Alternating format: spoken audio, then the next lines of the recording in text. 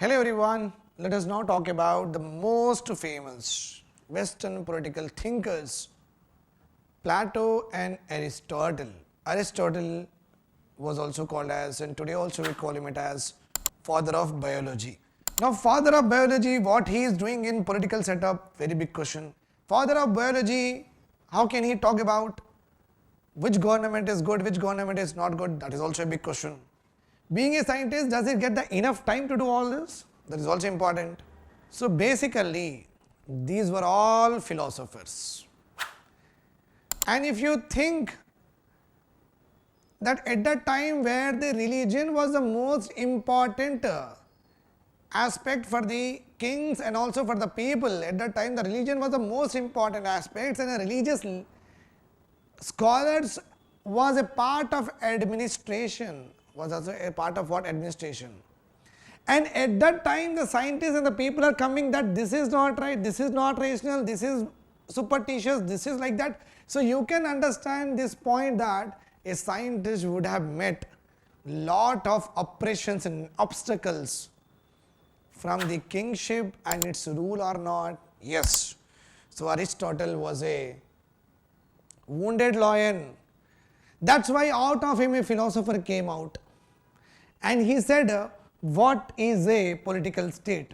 All of them are very philosophical.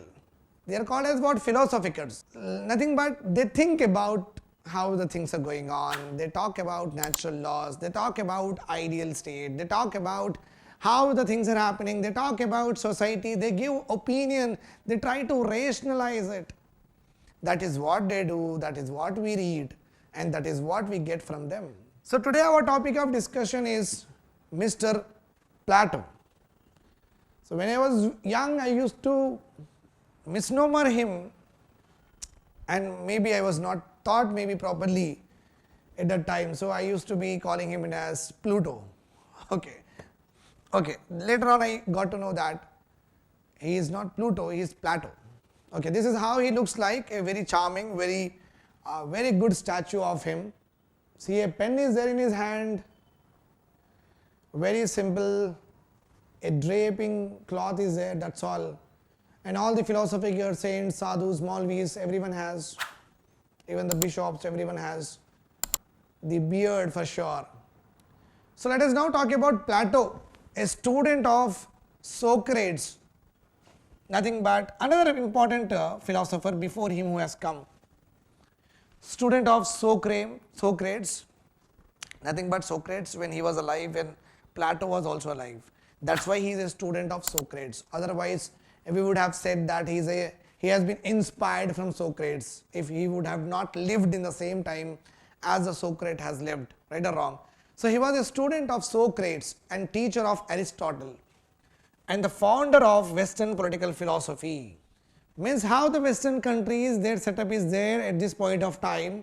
If you look at Germany, if you look at France, if you look at UK, if you look at Portugal, if you look at Spain, if you look at Italy, if you look at Mexico, if you look at America, if you look at Canada, if you look at Brazil, whatsoever, what not, whatever the Western world we are talking about here, all of this Western world, okay, the political setups that we learn from them, that we see, the protests, the criticism, the way they gun, the way they take steps, the way they sit in the parliament, okay, the way they decide what are called as bills, what are called as laws, what are called as who is a prime minister, who should be a president, what powers need to be given to them, what is the role of judiciary, what judiciary should do, should be independent or interdependent, what not and whatsoever. Whatever you see in the Western political countries, the political setup, the father of that is Mr. Plato.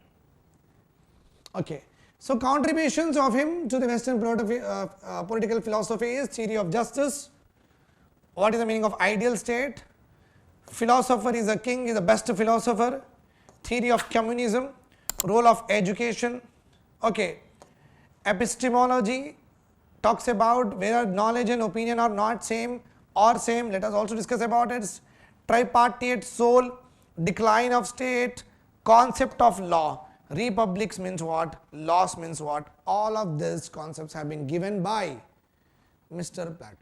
So whatever he told, his theory has set the foundations for the political thought of Aristotle to Marx to Rawls. So from Plato many of the modern philosophers have inspired. Okay.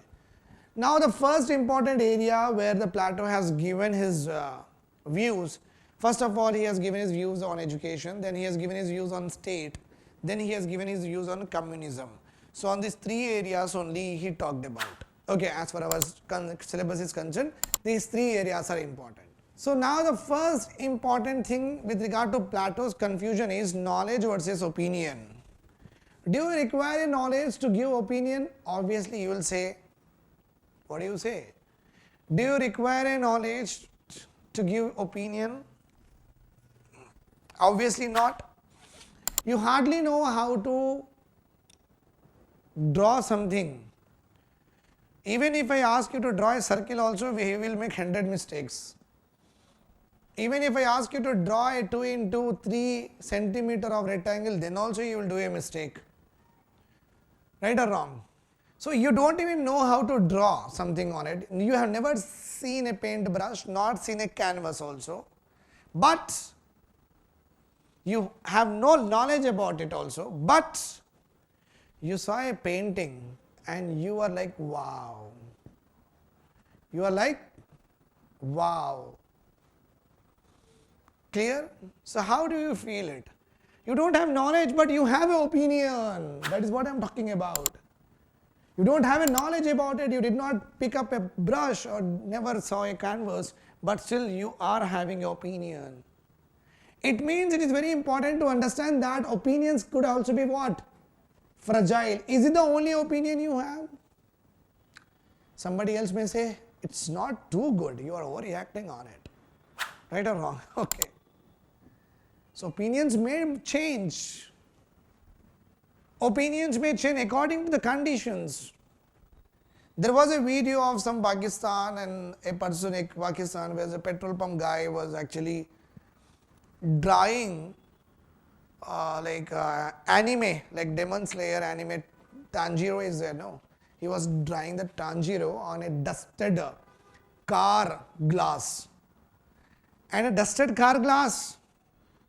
Now imagine a point here. In the comment section that I have went, keeping aside the enmity, what is happening, what is there with the Pakistan or not, but just concentrating on the art that he has done as an individual, what I understood really is, in the comment section, everything was very good. Everyone is saying that, wow, it's good, we are all humans, no, that's why we are commenting, what a skill, what a skill, what a skill. But there are few comments are there which has actually astonished me. The comments are very valid also. One of the comment, she told that, I guess it was a lady actually, she told that he is on the petrol pump because now the AI has replaced his art. What do you understand by it? AI has replaced his art. That's why he is on petrol bunk. Isn't it valid or not, whatever she said? Absolutely valid. Means whatever he has drawn, some people, of many people, opinion is what, wow, excellent, oh my god, they just did it. But some people are like, क्या है? AI तो बना लेंगे ऐसे तो AI कौन सा? Means the direction of thinking has completely changed.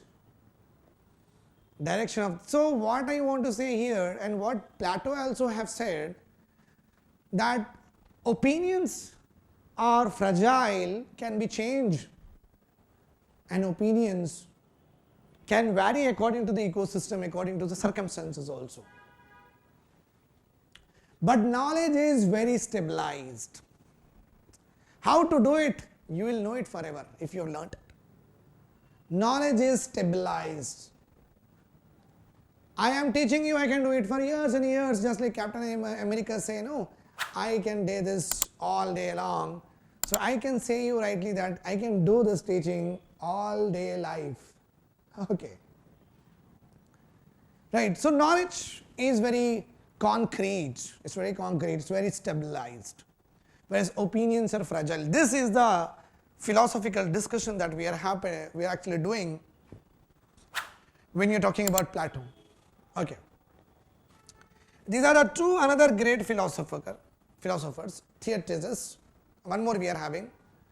Okay. Theaetetus, and another one is Protagoras. Okay. So these two philosophers has given one, they have given a statements, philosophers have given a statement, and Plato has actually refuted, means said that no, I will tell you something different, whatever you told, I am not in compliance with it. So let us see what his aspect with regard to the knowledge. Based on Theaetetus, nothing but the philosopher who has given some important aspect with regard to what is knowledge, what is opinion, and based on Republic, Republic is nothing but is dialogue between Plato and Socrates. You sit here and talk to me, and let us together, or all of us together, let us talk about why AI is important. This discussion is nothing but a dialogue between all of us, clear or not? In the same way, Socrates used to talk to, Plato used to talk to his teacher Socrates, sir, this is what it is and how do I feel, and they had a conversation, and along with that he has another guy, okay, Theaetetus. So based on this two, this dialogue and the philosophy of Theaetetus. Okay. Plato has examined what is knowledge. Plato has examined what is knowledge. He tests the knowledge under three definitions. First one is, knowledge is not a perception. He said like that. Why? Because Theaetetus have said that knowledge is a perception. Aesthesis. Knowledge is a perception. If you have a knowledge about what it is, you will have a perception about what it is. So Theaetetus says that knowledge gives rise to what? Perceptions. Plato said, no my dear Theaetetus, it's not like that. I am not into that aspect that knowledge is perception. I will say that knowledge is not a perception. He said like that. Then another philosopher told, Protagoras said, man is the measure of all things, meaning what appears true to me is true for him. Okay. What appears true to an individual is true to him. What appears true to me is true to me.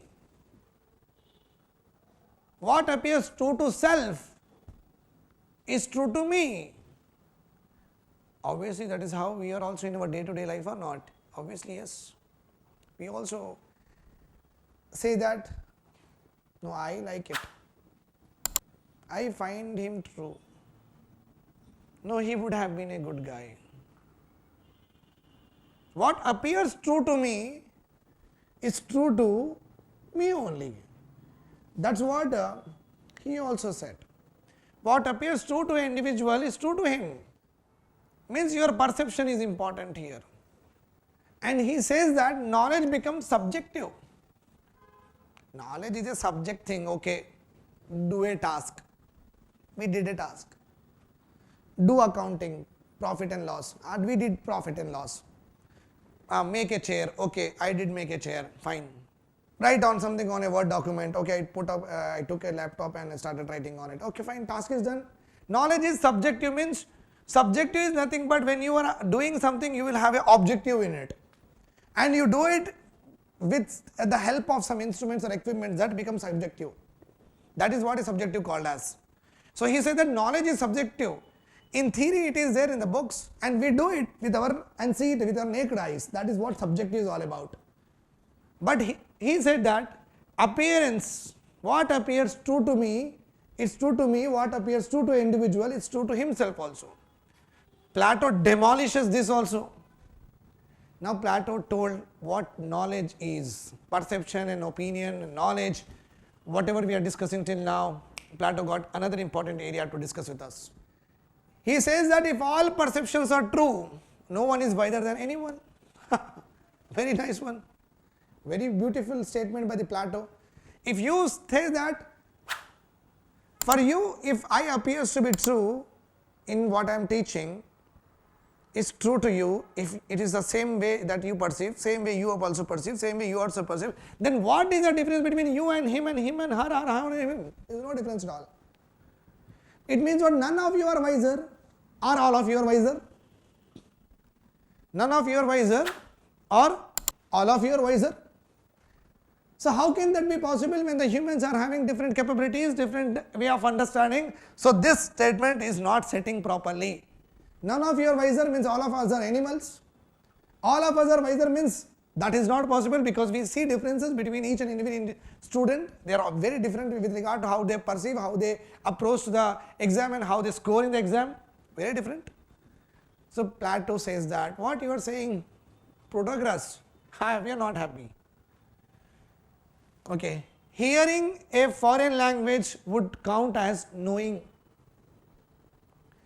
Just hearing is only knowing. Hearing a foreign language, okay. What was he? Bahubali. Remember this point. He said no. We hear it. We got to know that okay, that language exists. Exists. Okay. We don't know the meaning, but hearing does not mean anything else more than what? Knowing. Hearing does not give you knowledge. Hearing does not give you subject. Hearing does not give you skill. Hearing is only what? Knowing. This sounds to be untrue also sometimes if we look at today's world. When we listen to Sadhguru or modern philosophers, we do hear them and we do know. So obviously here also we are just knowing only. Are we getting any skills by hearing? No. Are we getting any knowledge? We feel that we are getting knowledge, but knowledge is subjective. You should do something with it. Can you do something with it? No. Religion or philosophical religion, whatever is there, it imparts how to live a life. How to live a life will not give you skills. Okay. Subject, knowledge will give you. Seeing is also knowing. Seeing is also knowing. Okay, I got to know this is AC, I got to know this is chair, I got to know this is light. Seeing is knowing. Closing eyes, no knowing. Blind. You will not get knowledge. Okay. Perceiving with one eye but not with the other produces contradictions.